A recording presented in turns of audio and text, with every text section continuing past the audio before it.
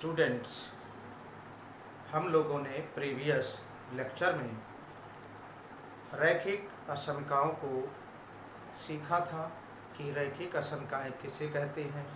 एक चर रैखिक असमीका, द्विचर रैखिक असमीका किसे कहते हैं, इन दोनों को सीखा था। इसके साथ ही द्विघातीय असमीका को भी सीखा था।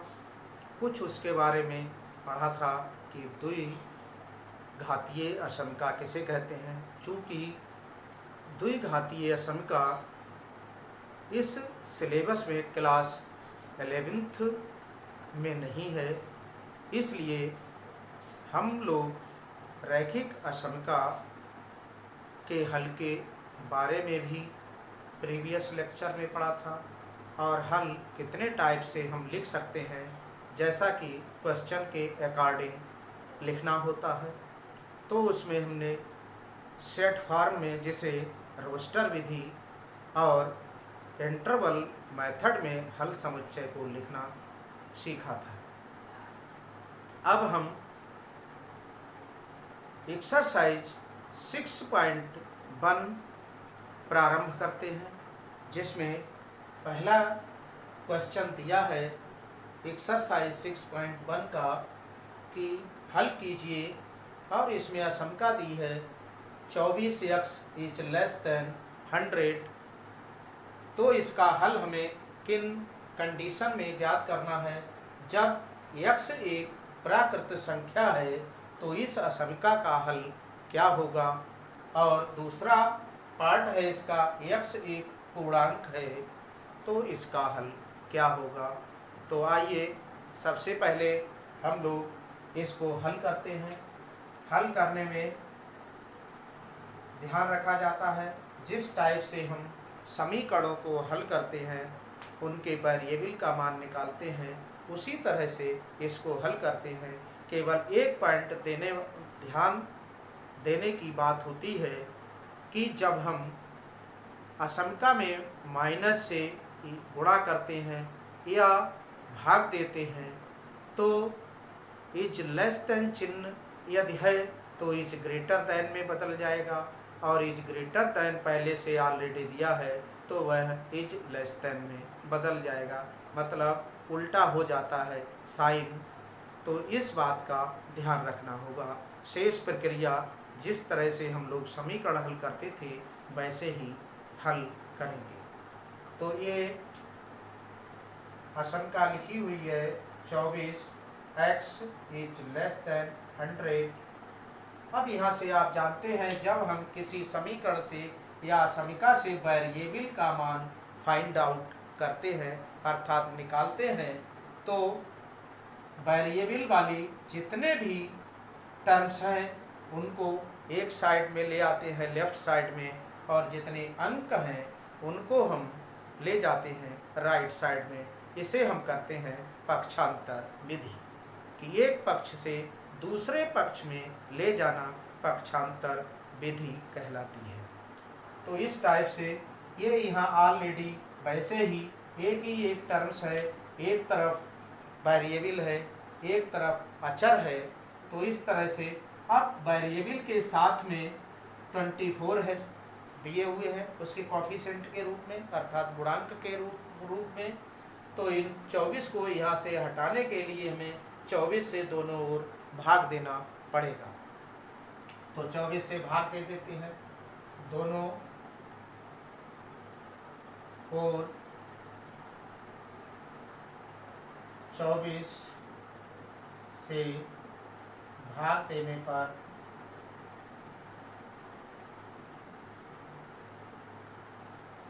इस तरह से हम 24x upon 24 is less than 100 अपान 24, और ये 24 से 24 कैंसिल हो जाएंगे, 1 आ जाएगा, और यहाँ 4 से डिवाइड कर देंगे।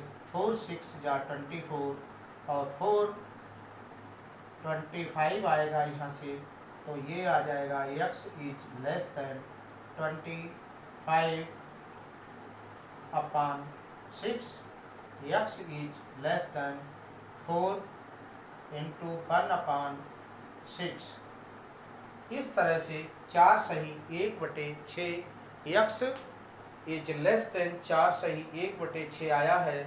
तो इस तरह से हल ये हो जाता है। लेकिन जब ये कंडीशन होती है कि x एक प्राकृत संख्या है, प्राकृत संख्या का मतलब होता है x के वे मान होंगे जो धन पूर्णांक हो। धन पूर्णांकों को हम प्राकृत संख्याएं कहते हैं। तो इस तरह से प्राकृत संख्याएं कौन कौन सी होंगी, ये मान दिया x इज लेस देन 4 सही 1/6। तो इसमें पूर्णांक क्या है, 4 सही 1/6 में 4 है। x का मान जो है वो इससे छोटा होना चाहिए। छोटा होने के लिए ये 4 सही 1/6 या 1/6 4 से अधिक है, तो इसमें हम पूर्णांक के लिए 4 ले लेंगे, क्योंकि 4 सही 1/6 से पूर्णांक 4 छोटा है। इसलिए x का मान 4 से प्रारंभ होगा और ये प्राकृतिक संख्याओं के कारण 1 तक जाएगा। x का मान 4 3 2 1 और पीछे नहीं ले जा सकते। इसमें इज लेस देन का मतलब है x का मान 4 सही 1/6 से छोटा हो और वह भी पूर्णांक हो। कौन सा, धन पूर्णांक हो, क्योंकि नेचुरल नंबर के लिए तो इतना नोट कर लेंगे, आप नोट कर लीजिए। तो पहला पार्ट है, जब x एक प्राकृत संख्या है तब हल समुच्चय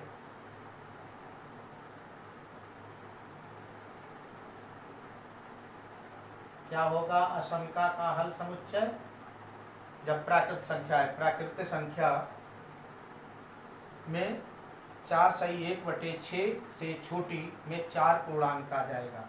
तो 4 लिख लेंगे, 4 से छोटा 3 आएगा, 3 से छोटा 2 आएगा, 2 से छोटा 1 आएगा। इस टाइप से इसका हल जो है, जब x एक प्राकृत संख्या है तो ये 1 2 3 4 तक आएगा, क्योंकि यहाँ धन पूर्णांक लिए जाएंगे और 0 धन पूर्णांक नहीं है, प्राकृत संख्या नहीं है। न्यूनतम प्राकृत संख्या 1 होती है। इसलिए 4 से लेकर 6 तक, 4 से लेकर 1 तक इसका हल समुच्चय कहलाएगा। क्योंकि 4 सही 1/6 पुनः ध्यान देंगे, 4 सही 1/6 में 1/6 4 से आगे की संख्या है, 4 से अधिक है, मतलब 4 में 1/6 जोड़कर, तो इसका मतलब 4 सही 1/6 4 से अधिक हुआ। तो इसमें हमारा पूर्णांक 4 आ जाएगा और 4 से और छोटे भी लेंगे तो 3 भी आएगा, 2 भी आएगा, 1 भी आएगा, क्योंकि यहीं तक प्राकृत संख्याएं होती हैं। तो इस प्रकार ये हल समुच्चय होगा। अब दूसरा खंड है इसमें कि x एक पूर्णांक है,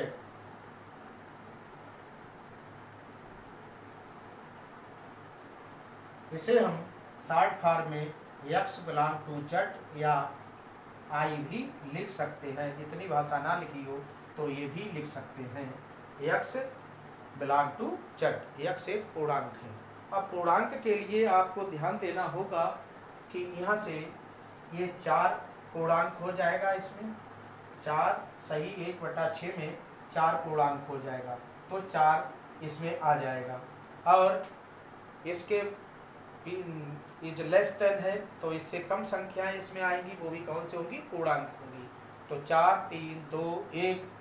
अब पूर्णांक में शून्य भी आता है, धन पूर्णांक की बात नहीं है, केवल ओनली पूर्णांक की बात है। तो शून्य भी आएगा, -1 भी आएगा, -2 भी, -3 भी, डॉट डॉट डॉट डॉट ये आ जाएंगे। कहाँ तक आएंगे, ये अनंत टाइम्स तक आएंगे, लेकिन अनंत इसमें सम्मिलित नहीं होगा। होंगे क्या, पूर्णांक होंगे। तो इस टाइप से हम इसे हल समुच्चय के रूप में लिख लेते हैं इसको। तो इसका हल समुच्चय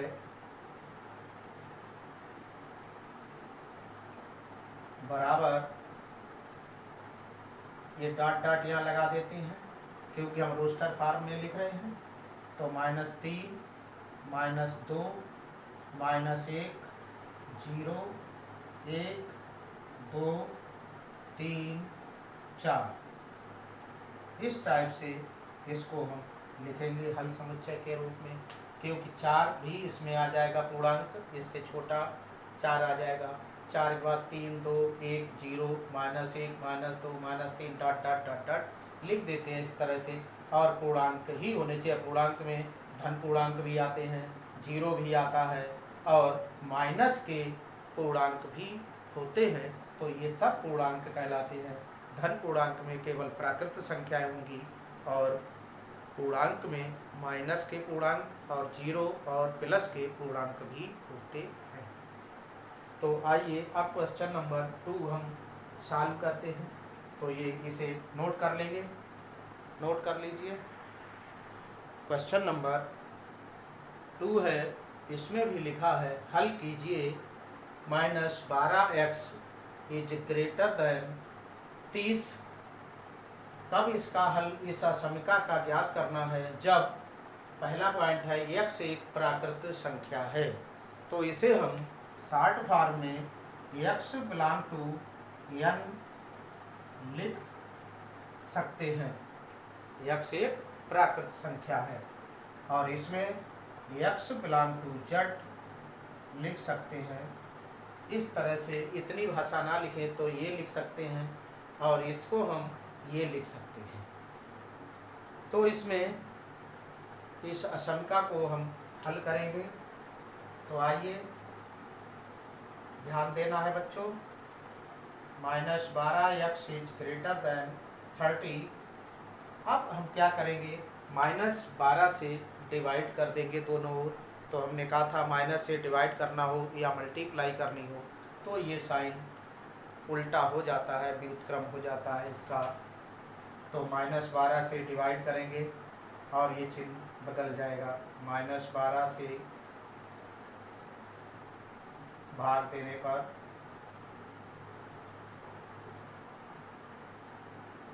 तो ये -12 है। x upon -12 is less than 30 अपान -12। तो ये इससे कैंसिल हो जाएगा। 12 से 12, माइनस से माइनस, x आ गया है इज लेस देन, ये माइनस यहाँ ले लेते हैं, 30 अपान 20। तो 6 से डिवाइड हो जाए, 6 2 जा 12, 6 5 जा हो जाएगा 30। तो इस तरह से x इज लेस देन -5/2 ये आ गया है। अब वैसे तो हल यही रहेगा, लेकिन जब ये कंडीशन दी होगी तो हमें कंफर्म करना पड़ेगा कि इसका सॉल्यूशन क्या है। तो यहाँ से इतना नोट कर लेंगे, आप नोट कर लीजिए। ध्यान देना है यहाँ पर x का मान -5/2 अर्थात यहाँ लिख सकते हैं x इज लेस देन -2 सही 1/2 है यहाँ पर इतना। अब हमें सॉल्यूशन इसके अकॉर्डिंग लिखना है। x एक प्राकृत संख्या है तो इसमें x एक प्राकृत संख्या, ये स्वयं ही माइनस है, ये स्वयं ही माइनस है, नेगेटिव है और नेगेटिव से और छोटा जाएगा तो ये 2.5 है।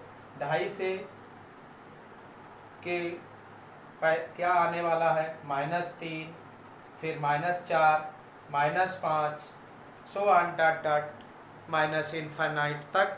लेकिन -इनफाइनाइट इसमें शामिल नहीं होगा, इस बात का ध्यान रखना है। लेकिन हमें हल देखना है, x एक प्राकृत संख्या है और प्राकृत संख्याएं धनात्मक होती हैं, धन पूर्णांक होते हैं। चूँकि इसमें सब ऋण पूर्णांक आने वाले हैं -3 से लेकर -इनफाइनाइट तक, जिसमें इनफाइनाइट शामिल नहीं होगा।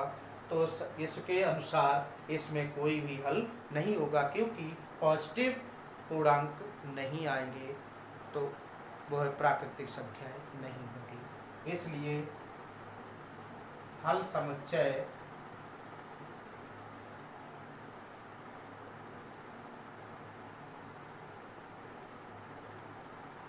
में कोई हल नहीं होगा, कोई हल नहीं होगा। जब कोई हल नहीं होगा तो इसे हम फाई भी लिख सकते हैं, या इस तरह से केवल मझली ब्रैकेट और उसके अंदर कुछ लिखेंगे नहीं, रिक्त समुच्चय हो जाएगा। इसका तात्पर्य कोई हल नहीं होगा।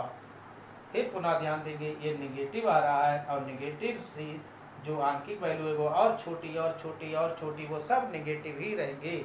और यहाँ हल कह रहा है धन पूर्णांक होने चाहिए, प्राकृतिक संख्या होनी चाहिए। तो प्राकृतिक संख्या तो आने वाली कोई है नहीं, इसलिए ये कोई हल नहीं होगा इस कंडीशन के अनुसार। इसे हम इससे भी डिनोट कर लेते हैं।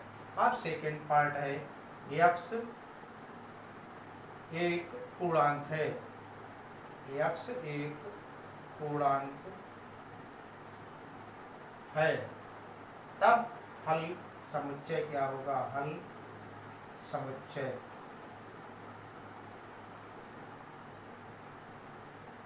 इसके लिए हल समुच्चय जो होगा, क्योंकि पूर्णांक में ऋणात्मक भी आ जाते हैं और धनात्मक भी आ जाते हैं, चूंकि यहाँ ऋणात्मक आने हैं तो ऋणात्मक हम इसमें लिख सकते हैं। ऋणात्मक में लिख लेते हैं, ये 2.5 है, 2.5 से छोटा क्या होगा? -3 होगा।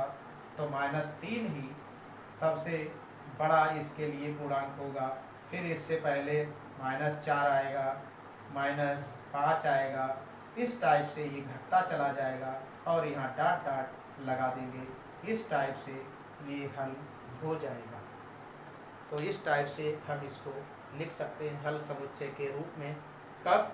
जब x एक पूर्णांक है और पूर्णांक निगेटिव ही आएंगे, क्योंकि इसकी वैल्यू -2 सही 1/2 से छोटी होनी चाहिए। तो -3 इससे छोटी है, -4, -5 सो ऑन, यहाँ तक ये इसका हल होगा। अब नेक्स्ट क्वेश्चन हम लोग देखते हैं, इसको नोट कर लेंगे। ये क्वेश्चन नंबर है हमारा तीसरा।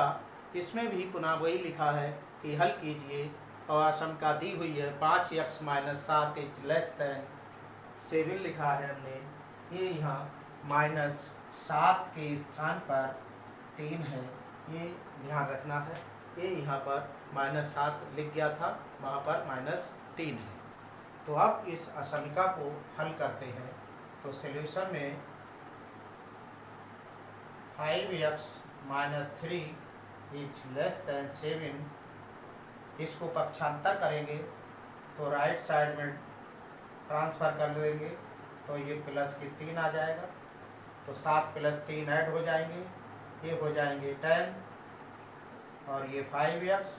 अब यहाँ से 5 को हटाना है, क्योंकि वेरिएबल की वैल्यू निकालने के लिए हमें इसके साथ ओनली केवल वही वेरिएबल होना चाहिए जिसका मान हमें फाइंड आउट करना है, ज्ञात करना है।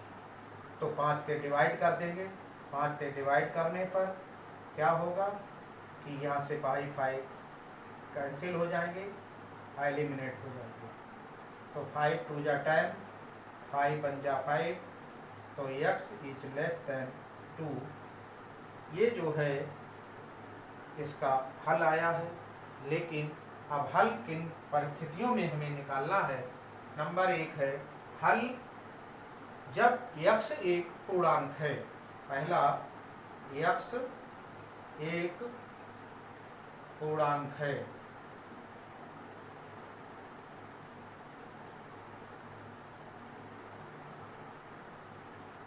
तब हल समुच्चय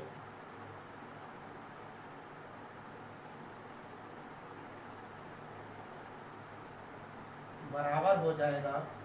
यहाँ लिख लेते हैं, चलिए। हल समुच्चय क्या होगा? पूर्णांक होता है तो पूर्णांक में अभी भी हमने बताया था कि माइनस भी होते हैं पूर्णांक में और प्लस भी पूर्णांक में होते हैं और 0 भी सम्मिलित होता है।